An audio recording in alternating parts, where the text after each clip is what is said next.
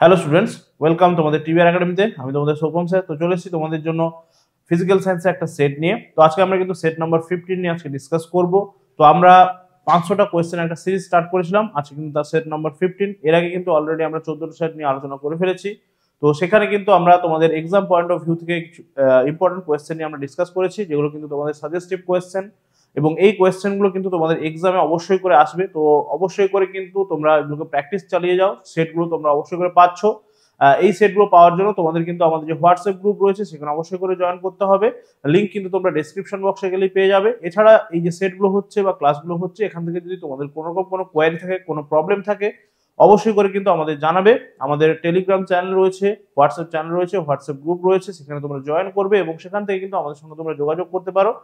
তোমাদের যে কোনো রকম প্রবলেমের জন্য কিন্তু আমরা রয়েছি, আমরা তোমাদেরকে হেল্প করার জন্য। তো চলো আমরা ক্লাসটা স্টার্ট করব। তো দেখে নেই আজকে আমরা সেট নাম্বার 15 কি কি কোয়েশ্চেন গুলো রয়েছে। তো দেখো, আমরা যে 500টা কোয়েশ্চেনের সিরিজ স্টার্ট করেছিলাম, তার কিন্তু আজকে আমরা 211 নম্বর থেকে করব। অলরেডি আমরা 210টা কোয়েশ্চেন কিন্তু ডিসকাস করে ফেলেছি, যেগুলো কিন্তু তোমাদের আপকামিং এএনএম জিএনএম এর জন্য খুবই ইম্পর্টেন্ট। তো অবশ্যই মেক শিওর করবে যেন প্রত্যেকটা ক্লাস তোমরা ভালো করে দেখো, এবং কোয়েশ্চেন গুলো কিন্তু ভালো করে তোমাদেরকে করতে হবে, কারণ এই টাইপের কোয়েশ্চেন, এই ধরনের কোয়েশ্চেন এবং এই কোয়েশ্চেন গুলোর মধ্যে থেকে কিন্তু তোমরা তোমাদের এক্সামে একদম কমন পেয়ে যাবে। তো সেই জন্য একদম মেক শিওর করবে, খুব ভালো করে একদম অ্যাটেন্টিভলি ক্লাসগুলো করবে এবং প্রত্যেকটা কোয়েশ্চেন কিন্তু ভালো করে প্র্যাকটিস করবে। তো চলো, ফার্স্ট কোয়েশ্চেন আমাদেরকে কি বলেছে। কোয়েশ্চেন নাম্বার 211 কি বলছে দেখো, বলছে অম্লধর্মী একটি গ্যাস হলো। তাহলে এখানে অপশনগুলো দেখে নেবো আমরা কি কি রয়েছে। H2S রয়েছে, NH3 রয়েছে, H2 রয়েছে, O2 রয়েছে। তাহলে দেখো, হাইড্রোজেন সালফাইড H2S আমরা জানি, তারপরে রয়েছে আমাদের NH3 অ্যামোনিয়া, H2 হাইড্রোজেন রয়েছে এবং অক্সিজেন রয়েছে। তাহলে অম্লধর্মী গ্যাস হচ্ছে কি, এদের মধ্যে আমরা জানি যেটা আমাদের H2S বা হাইড্রোজেন সালফাইড, এটা কিন্তু একটু আম্লিক হচ্ছে, ঠিক আছে। এই গ্যাসটা হচ্ছে কিন্তু আম্লিক, তাহলে অম্লধর্মী গ্যাস হয়ে যাচ্ছে এখানে কিন্তু আমাদের H2S বা হাইড্রোজেন সালফাইড। ওকে, হাইড্রোজেন সালফাইডকে আমরা একটা বিশেষ এর একটা কিন্তু স্মেল রয়েছে, একটা গন্ধ রয়েছে, আমরা জানি পচা ডিমের গন্ধযুক্ত একটা গ্যাস, আমরা জানি এটা হাইড্রোজেন সালফাইড, এবং তার সঙ্গে সঙ্গে এটা কিন্তু অবশ্যই করে আমাদের জন্য কিন্তু ক্ষতিকর একটা গ্যাস, ঠিক আছে। বেশিক্ষণ যদি কেউ ইনহেল করে তাহলে সেক্ষেত্রে কিন্তু তার মৃত্যুও ঘটতে পারে। চলো নেক্সট কোয়েশ্চেনে চলে আসবো আমরা। কোয়েশ্চেন নাম্বার 212 বলছে অম্লায়িত CuSO4 দ্রবণে H2S চালনা করলে কি বর্ণের অধক্ষেপ পড়বে। তাহলে অম্লায়িত CuSO4 এর সঙ্গে আমাদের H2S চালনা করলে তাহলে কি হবে। তাহলে আমরা দেখে নেই, যদি CuSO4, ঠিক আছে, ওকে, CuSO4 প্লাস আমরা যদি H2S চালনা করি বা তার সঙ্গে যদি আমরা রিঅ্যাকশন ঘটাই, তাহলে সেক্ষেত্রে কি হবে, CuS প্লাস কি উৎপন্ন হবে, H2SO4, তাই তো। এটা হচ্ছে প্রোডাক্ট হচ্ছে। তাহলে CuS, এই যে কিউপ্রিক সালফাইড, এটার কিন্তু একটা অধক্ষেপ পড়বে এবং এই অধক্ষেপটা কি বর্ণের হবে, অধক্ষেপটা হচ্ছে আমাদের কিন্তু কালো বর্ণের একটা অধক্ষেপ পড়বে, ঠিক আছে। তাহলে অম্লায়িত CuSO4 তার সঙ্গে যদি আমরা H2S চালনা করি বা H2S এর যদি রিঅ্যাকশন হয়, সেক্ষেত্রে আমরা দেখবো কালো বর্ণের কিউপ্রিক সালফাইডের কিন্তু একটা অধক্ষেপ পড়ছে এবং তার সঙ্গে কিন্তু H2SO4 কিন্তু উৎপন্ন হচ্ছে, ঠিক আছে। ওকে, নেক্সট কোয়েশ্চেন কি রয়েছে দেখো, 213 বলছে কোনটি গ্রিন হাউস গ্যাস নয়। তাহলে গ্রিন হাউস গ্যাস নয় কোনটি, অপশনগুলো দেখে নেবো আমরা। দেখো, বলছে CO2, অপশন এ তে বলা হচ্ছে CO2, অপশন বি তে বলা হচ্ছে CH4, অপশন সি তে H2S, অপশন ডি তে বলা হচ্ছে জলীয় বাষ্প। তাহলে গ্রিন হাউস গ্যাস নয় কোনটি। তাহলে আমরা জানি যে গ্রিন হাউস গ্যাসগুলো কি করছে, গ্রিন হাউস গ্যাসগুলো ধীরে ধীরে আমাদের যে আর্থটা বা পৃথিবীর যে বায়ুমণ্ডল রয়েছে, অ্যাটমসফিয়ার রয়েছে, সেখানে কিন্তু কি করছেন, আমাদের তাপটাকে কিন্তু বাড়িয়ে দিচ্ছে, এবং সেক্ষেত্রে আমরা দেখছি ধীরে ধীরে কিন্তু দিনে দিনে পৃথিবীর উষ্ণতাটা কিন্তু বাড়ছে, এবং এই গ্রিন হাউস গ্যাসগুলোই কিন্তু আমাদের যেটাকে আমরা বলছি গ্লোবাল ওয়ার্মিং বা বিশ্ব উষ্ণায়ন, তার একটা কারণ। তাহলে এই গ্যাসগুলোর মধ্যে কোনটা আসছে না, ঠিক আছে, গ্রিন হাউস গ্যাসগুলোর মধ্যে কোনটা আসছে না, তাহলে আমরা জানি যে H2S বা হাইড্রোজেন সালফাইড, এটা কিন্তু গ্রিন হাউস গ্যাস নয়। বাকি যেগুলো রয়েছে দেখো, CO2 বা CH4 বা জলীয় বাষ্প, সবগুলোই কিন্তু গ্রিন হাউস গ্যাস।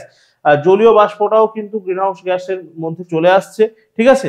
আচ্ছা, জলীয় বাষ্প কিন্তু গ্রিন হাউস গ্যাসগুলোর মধ্যে সবচেয়ে বেশি পরিমাণে থাকে, ঠিক আছে, বা গ্রিন হাউস যে মেটেরিয়াল গুলো, যেগুলো আমাদের পৃথিবীর উষ্ণতা বাড়াতে সাহায্য করে, তার মধ্যে কিন্তু জলীয় বাষ্প সবচেয়ে বেশি পরিমাণে থাকছে। আর আমরা যদি গ্যাসগুলোর কথা বলি, তাহলে গ্যাসগুলোর কথা বললে সবচেয়ে বেশি পরিমাণে থাকছে কিন্তু CO2, ঠিক আছে। তাহলে আমাদেরকে কিন্তু অপশন দেখে তারপর কিন্তু অ্যান্সার করতে হবে। যদি আমাদেরকে এখানে যদি জলীয় বাষ্প থাকে, যদি আমাদেরকে কোয়েশ্চেন দেয় যে গ্রিন হাউস গ্যাসগুলোর মধ্যে সবচেয়ে বেশি পরিমাণে কে থাকছে, ঠিক আছে, বা গ্রিন হাউস উপাদানগুলির মধ্যে সবচেয়ে বেশি পরিমাণে কে থাকছে, উপাদানগুলির মধ্যে বললে কিন্তু সবচেয়ে বেশি থাকছে জলীয় বাষ্প। আর আমাদেরকে যদি শুধু গ্যাসের কথা বলে দেয় সেক্ষেত্রে কিন্তু মনে রাখতে হবে CO2 বা কার্বন ডাই অক্সাইড কিন্তু সবচেয়ে বেশি পরিমাণে থাকছে, ঠিক আছে। ওকে, নেক্সট কোয়েশ্চেনে চলে আসবো আমরা।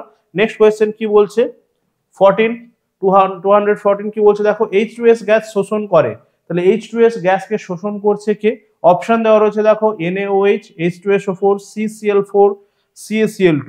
তাহলে আমরা জানি যে H2S গ্যাসটা হচ্ছে, আমরা প্রথমেই দেখলাম যে এটা একটা অম্লধর্মী গ্যাস।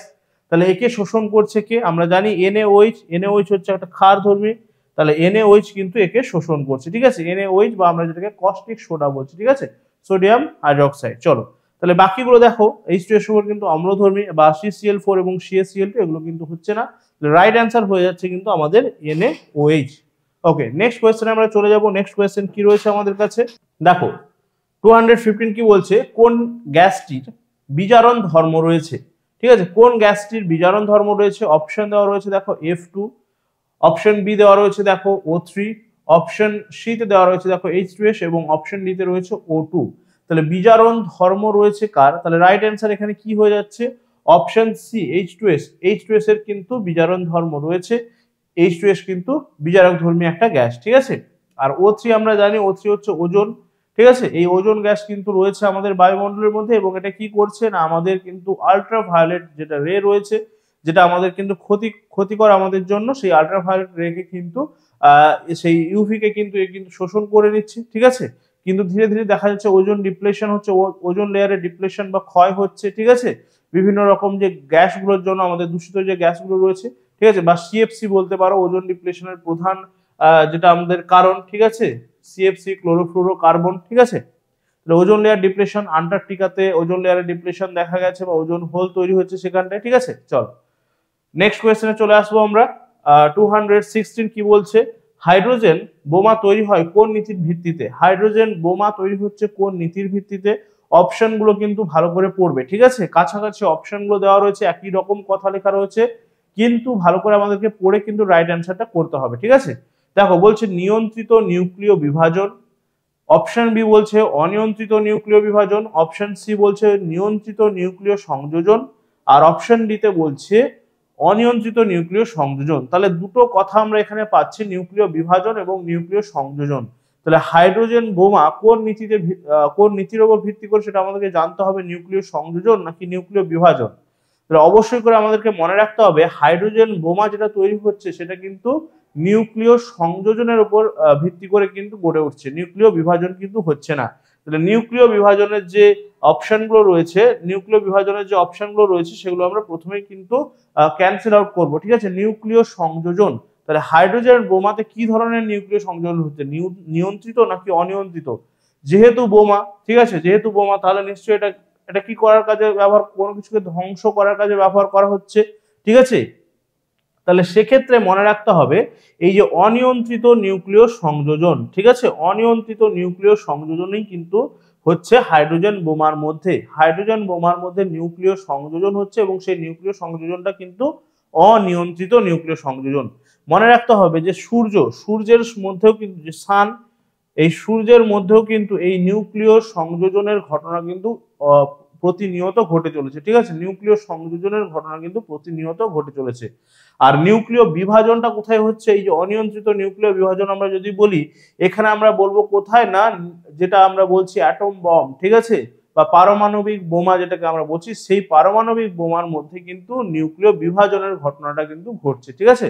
মনে রাখতে হবে হাইড্রোজেন বোমার মধ্যে হচ্ছে অনিয়ন্ত্রিত নিউক্লিয় সংযোজন, আর পারমাণবিক বোমা, ঠিক আছে, পারমাণবিক বোমার মধ্যে কিন্তু হচ্ছে অনিয়ন্ত্রিত নিউক্লিয় সংযোজন, ঠিক আছে, যেটা কিনা আমেরিকা ফেলেছিল জাপানের হিরোশিমা এবং নাগাসাকিতে।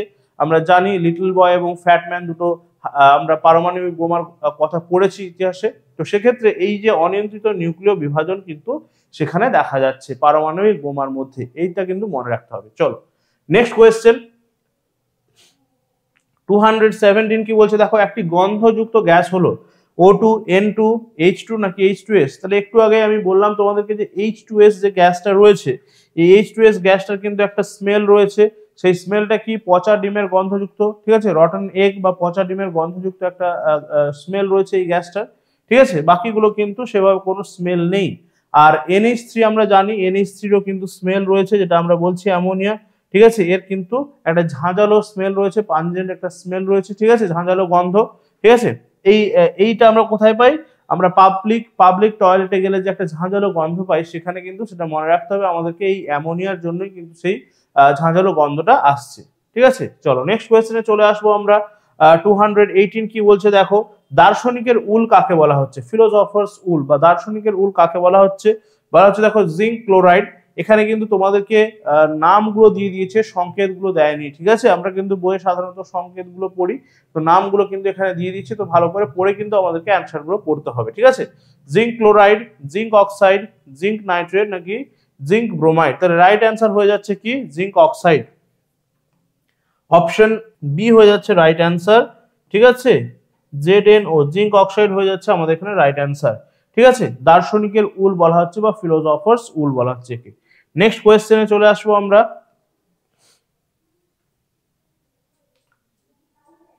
ওকে, তো দেখো কি বলছে, কোন গ্যাস ব্রোমিন জলকে বর্ণহীন করছে, ব্রোমিন জলকে বর্ণহীন করছে কোন গ্যাস, দেখো অপশন এ দেওয়া রয়েছে H2S, অপশন বি দেওয়া রয়েছে O2, অপশন সি দেওয়া রয়েছে N2, আর অপশন ডি দেওয়া রয়েছে CH4।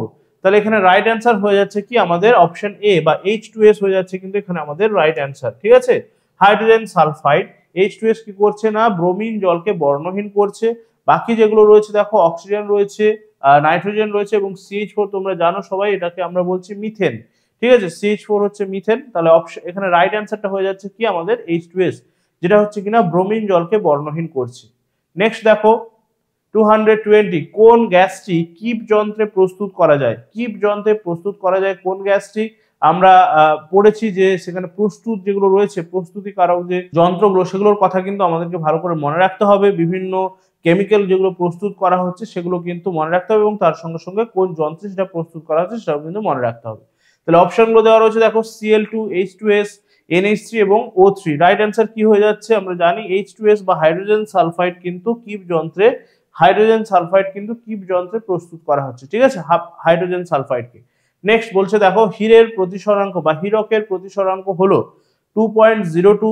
এটা কিন্তু আমাদেরকে ভালো করে মনে রাখতে হবে, এক্সামে কিন্তু এটাই সবসময় আসে যে হীরকের প্রতিসরাঙ্কটা, বেশিরভাগ সময় কিন্তু হীরকের প্রতিসরাঙ্কটা দেয়, এবং নাম্বারটা কিন্তু আমাদেরকে ভালো করে মনে রাখতে হবে, হীরকের প্রতিসরাঙ্ক কত হচ্ছে, ঠিক আছে। বা রিফ্রাক্টিভ ইন্ডেক্স, এটা কিন্তু আগে তোমাদের হয়ে গেছে অলরেডি, রিফ্রাক্টিভ ইন্ডেক্সের ঘটনাটা কিভাবে হচ্ছে, তো সেখানে কিন্তু আমি তোমাদেরকে বলেছিলাম। তো দেখো এখানে রাইট অ্যান্সার কি হচ্ছে, তাহলে 2.02, 2.42, 4.24 নাকি 3.42, তাহলে রাইট অ্যান্সার কি হচ্ছে, হীরকের প্রতিসরাঙ্ক আমরা জানি 2.42, অপশন বি হয়ে যাচ্ছে এখানে আমাদের রাইট অ্যান্সার, 2.42 হয়ে যাচ্ছে আমাদের হীরকের প্রতিসরাঙ্ক। নেক্সট কি বলছে দেখো 222, ঠিক আছে। বলছে কার্বনের তড়িৎবাহী রূপভেদ হলো, কার্বনের তড়িৎবাহী রূপভেদ মানে কার্বনের যেই রূপভেদটা কি করছে না, তাপ এবং তড়িতের সুপরিবাহী বা তড়িৎ কারেন্টকে যেটা হচ্ছে নিয়ে যেতে পারছে, বহন করে নিয়ে যেতে পারছে। বলছে গ্যাস, কার্বন, হীরক, কাঠ, কয়লা নাকি কোনোটাই নয়। তাহলে রাইট অ্যান্সার কি হয়ে যাচ্ছে, রাইট অ্যান্সার কি হয়ে যাচ্ছে এখানে আমরা দেখবো যে অপশন এ, গ্যাস কার্বন কিন্তু কি করছে না, গ্যাস কার্বন কিন্তু তড়িতের সুপরিবাহী, তার মানে তড়িৎবাহী, তড়িতের এর মধ্যে দিয়ে কিন্তু তড়িৎ প্রবাহিত হতে পারছে। বাকি দেখো হীরক বা হচ্ছে কাঠ, কয়লা কেউই কিন্তু তড়িৎ পরিবহন করতে পারছে না। আমরা জানি যে কার্বনের যে রূপভেদগুলো রয়েছে তার মধ্যে হচ্ছে গ্রাফাইট, গ্রাফাইট কিন্তু তোমার তড়িতের সুপরিবাহী, এবং গ্রাফাইট হচ্ছে একমাত্র যে কার্বনের রূপভেদ যেটা হচ্ছে কাগজের উপর দাগ কাটতে পারে, সেই জন্য কিন্তু গ্রাফাইটকে পেন্সিল তৈরির কাজে ব্যবহার করা হচ্ছে, ঠিক আছে। তাহলে এই যে রূপভেদগুলো কার্বনের এবং তার সঙ্গে সঙ্গে তাদের যে ব্যবহারগুলো সেগুলো কিন্তু আমাদেরকে ভালো করে মনে রাখতে হবে, ঠিক আছে। ওকে চলো, বলছে দেখো 223 কি বলছে, কালো হীরককে বলা হয়, কালো হীরককে কি বলা হচ্ছে, অপশন এ দেওয়া রয়েছে দেখো ফুলারিন, অপশন বি বলা হচ্ছে কার্বানেডো, অপশন সি বলা হচ্ছে কোক, আর অপশন ডি বলা হচ্ছে কাঠ কয়লা। তাহলে রাইট অ্যান্সার কি হচ্ছে, হীরক, কালো হিরেকে বলা হচ্ছে আমাদের অপশন বি বা কার্বানেডো, একে বলা হচ্ছে কালো হিরে বা ব্ল্যাক ডায়মন্ড, ঠিক আছে। ব্ল্যাক ডায়মন্ড বা কালো হিরে, মনে রাখবে এই যে কালো হীরক বা ব্ল্যাক ডায়মন্ড এগুলোকে কিসের কাজে ব্যবহার করা হচ্ছে, এগুলোকে কিন্তু কাঁচ কাটার কাজে ব্যবহার করা হচ্ছে, ঠিক আছে। কাঁচ কাটতে এই কালো হিরে ব্যবহার করা হচ্ছে। এবং ফুলারিনের গঠনটা আমাদেরকে মনে রাখতে হবে, অনেক সময় দিয়ে দেয় রাগবি বলের মতো গঠনটা হয়ে যাচ্ছে ফুলারিনের, ঠিক আছে। আচ্ছা, নেক্সট আমরা চলে যাব 2 to 4 কি বলছে দেখো, কোনটি গ্রিনহাউস গ্যাস নয়। আবার একই রকম একটা কোয়েশ্চেন দিয়েছে, কিন্তু অপশনগুলো নিশ্চয়ই আলাদা দেওয়া রয়েছে, তোমরা দেখতেই পাচ্ছ। অপশন এ দেওয়া রয়েছে H2, অপশন বি তে দেওয়া রয়েছে CO2, অপশন সি তে দেওয়া রয়েছে CH4, আর অপশন ডি তে দেওয়া রয়েছে CFC। তাহলে রাইট অ্যান্সার কি হয়ে যাচ্ছে? রাইট অ্যান্সার হয়ে যাচ্ছে, আমরা জানি যে হাইড্রোজেন কিন্তু কোনো রকম গ্রিনহাউস গ্যাসের মধ্যে আসছে না, ঠিক আছে। CO2, CH4 মানে হচ্ছে আমাদের কার্বন ডাইঅক্সাইড, মিথেন এবং CFC বা ক্লোরোফ্লোরোকার্বন এগুলো কিন্তু গ্রিনহাউস গ্যাসের মধ্যে চলে আসছে, যেগুলো কিন্তু আর্থের টেম্পারেচারটা কিন্তু বৃদ্ধি করতে বা ইনক্রিজ করতে কিন্তু হেল্প করছে। তাহলে এগুলো মনে রাখতে হবে আমাদের গ্রিনহাউস গ্যাসগুলো। এবং সিএফসির উৎস কি হয়ে যাচ্ছে? সিএফসির উৎস আমরা জানি যে রেফ্রিজারেটর বা এয়ার কন্ডিশনার এই সমস্ত যে মেশিনগুলো রয়েছে এগুলোর মধ্যে থেকে কিন্তু সিএফসি নির্গত হচ্ছে, এবং এই সিএফসি কি করছে না, সিএফসি কিন্তু ওজোন লেয়ারের ডিপ্লেশন ঘটাচ্ছে বা ওজোন স্তর কিন্তু ধ্বংস করছে, ঠিক আছে, মনে রাখতে হবে। চলো নেক্সট কোয়েশ্চেন কি রয়েছে দেখো। ওকে, নেক্সট বলছে দেখো কোনটি গ্যাসীয় জ্বালানি হিসেবে ব্যবহৃত হয়। তাহলে অপশন এ তে দেওয়া রয়েছে দেখো NH3, অপশন বি তে দেওয়া রয়েছে দেখো HCl, অপশন সি বলছে দেখো CH4 এবং অপশন ডি তে বলছে দেখো CO2। তাহলে কোনটি গ্যাসীয় জ্বালানি হিসেবে ব্যবহৃত হচ্ছে? রাইট অ্যান্সার কোনটা হবে? আমরা জানি যে CH4 বা মিথেন, এটাকে কিন্তু আমরা গ্যাসীয় জ্বালানি হিসেবে ব্যবহার করছি, ঠিক আছে। গ্যাসীয় জ্বালানি হিসেবে কিন্তু CH4 বা মিথেন ব্যবহৃত হচ্ছে, বাকি যেগুলো রয়েছে সেগুলো কিন্তু কোনোটাই গ্যাসীয় জ্বালানি হিসেবে ব্যবহৃত হচ্ছে না। CH4 বা মিথেনকে আমরা জানি মার্স গ্যাস বলছি, মার্স গ্যাস, যেটা কিনা আমাদের কি হচ্ছে না চাষের জমিতে পাওয়া যাচ্ছে মার্স গ্যাস বা মিথেন, এটাকে কিন্তু গ্যাসীয় জ্বালানি হিসেবে ব্যবহার করা হচ্ছে, ঠিক আছে। আচ্ছা, তাহলে এটাই ছিল আজকে আমাদের সেটা লাস্ট কোয়েশ্চেন। তাহলে এই কোয়েশ্চেনগুলো কিন্তু তোমাদের এক্সাম পয়েন্ট অফ ভিউ থেকে খুবই ইম্পর্টেন্ট, তো ভালো করে কিন্তু তোমরা কোয়েশ্চেনগুলো প্র্যাকটিস করবে, সামনেই কিন্তু তোমাদের এক্সাম রয়েছে। তো তার সঙ্গে সঙ্গে কিন্তু তোমরা এখানে প্রত্যেকটা সেটের মতো অ্যান্সার কিও পেয়ে যাচ্ছ, অ্যান্সার কি কিন্তু তোমাদের দেওয়াই রয়েছে, প্রত্যেকটা কোয়েশ্চেনের এক্সপ্লেনেশন অবশ্যই করে থাকছে তোমাদের কাছে। ভালো করে প্র্যাকটিস করতে থাকো, এক্সাম কিন্তু এগিয়ে আসছে। এবং তার সঙ্গে সঙ্গে এই সেটগুলো যেগুলো আমাদের ক্লাস হচ্ছে এগুলোকে কিন্তু পাওয়ার জন্য আমাদের যে হোয়াটসঅ্যাপ গ্রুপ রয়েছে সেই গ্রুপে অবশ্যই করে জয়েন করবে তোমরা, লিঙ্ক ডেসক্রিপশন বক্সে গেলেই পেয়ে যাবে। তার সঙ্গে সঙ্গে যদি কোনো রকম কোনো কোয়েশ্চেন নিয়ে তোমাদের কোনো কোয়ারি থাকে অবশ্যই করে কিন্তু জানাবে, আমরা কিন্তু অবশ্যই করে তোমাদের সমস্ত রকম ভাবে হেল্প করব।